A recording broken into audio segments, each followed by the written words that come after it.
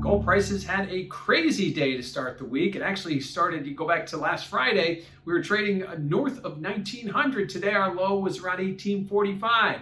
So we did see quite the 2-day range, a lot of that coming today. Higher treasury yields, higher Bitcoin, taking away from a lot of what we've seen, some of this bullishness we've seen in gold, and actually starting to see gold markets make lower lows. We exceeded the low from June 4th, getting all the way down to 1845. But, and there's always a but, we did rally. We saw it come off those lows pretty aggressively. We settled today around 1865, so about 20 bucks off the low. So it wasn't as bad as it looked on the charts, seeing us get all the way down to 1845, only to rally $20. The dollar pretty flat today, pretty sideways trade, maybe a few upticks here and there, but certainly the dollar hovering on 3-year lows is very bullish for gold. Higher treasury yields, higher Bitcoin, or at least bullish Bitcoin, not so good for gold, and that's one of the reasons we saw the big declines today.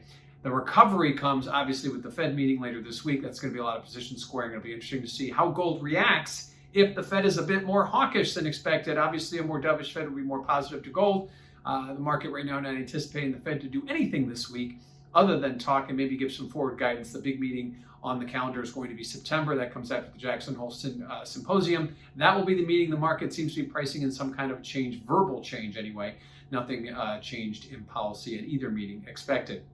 Now, what does this mean for volatility in the gold world? Well, check out that CVOL index over at cmegroup.com. You'll notice that gold volatility continues to decline. Now with the big price move we saw today, volatility did see a modest uptick, but right now we continue to see it trending lower regardless of where we see gold prices go. Typically and historically, when gold prices rise, we see volatility go up as there is some concern as to buying defense or maybe perhaps hedging stock portfolios.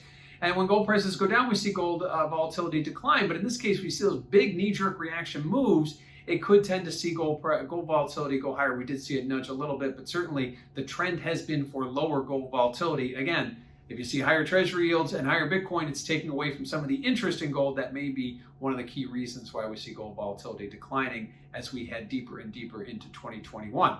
Lastly, let's look at the positioning. What are those speculators doing?